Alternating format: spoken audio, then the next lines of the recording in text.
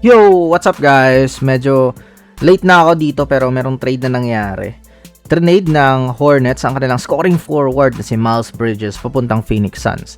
Tapos meron pang isang 2029 first round draft pick at 2027 second round draft pick. Tapos ang matatanggap ng Hornets ay sina Grayson Allen, Royce O'Neal at unprotected 2033 first round draft pick. So after days nang i-trade sila Melo Ball, yung long time partner niya naman yung sumunod. Marami talaga ang surprise kahit ako kasi galing sila sa promising 44 win season kung saan nakapag-play-in sila. Kailan pa yung huling winning season nila, 'di ba? 2016 pa with Kemba Walker. Going back to Bridges, isa sa mga top scorer ng team with 17 points, 5.8 rebounds and 3.2 assists, and he played 77 games. Hindi rin naging sakit sa ulo last season. Kumbaga, intact na sila Run it back na lang sana this season. Pero may ibang plano yung Hornets. New set of roster na naman, panibagong chemistry development ulit. Papunta na tayo sa bagong era sa duo ni Brandon Miller at Con Kneppel.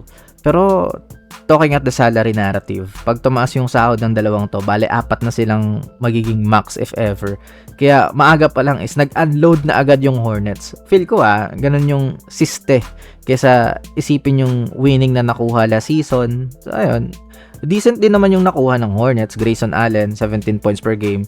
Both players is may shooting sa labas. Kumbaga, dumami yung outside sniper ng Hornets. After ng trade na to, grabe yung financial flexibility ng Hornets. Sobrang luwag ng kanilang cap space with $50.1 million sa ilalim ng luxury tax line.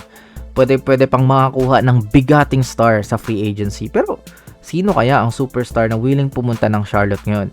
Honestly, I don't know the plan of Hornets. Minsan na nga lang natin silang makitang maging successful Baka feeling nila is magiging maganda yung transition with Con leading the way, pero still need a good point guard.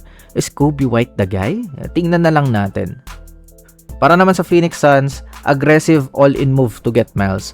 Nagkaroon ng versatile lineup yung Suns. Halos magkaka-same height sa starting 5, pero can play all position. Booker, Green, Brooks, tapos si Bridges. Then center si Mark Williams. Bale, silang 4 is kayang magsalita ng pwesto, kaya dangerous sila sa mga switches if they will play hard on defense. Actually, ang intriguing ng ganitong formula, and I'm excited kung paano mag-work to on the floor. Wala akong negative thoughts kasi nakita ko naman si Booker na hindi naging sagabal yung meron siyang ka-same position on the court with Green and si Brooks. Actually, ang ganda ng performance nila last season and it's surprise. Okay silang talaga yung nakatapat nila sa playoffs. Pero overall, ang ganda ng ginawa nila. After the trade, meron pa silang 20 million below the tax line ang Suns. So, pwede silang makakuha ng mga malulupit pang players sa free agency. And with the current lineup of them, maraming players yung ma-attract na pumunta dito to help the team win. Siguro mga players na pang traditional lineup pag hindi gumagana yung versatile lineup. I think merong pupunta dito pagbukas ng free agency sa July 1, 6 AM dito sa Pilipinas. So, bakbakan sa content to. Kailangan kong gumising ng maaga. Lagi na lang akong nalilate pag may mga trade.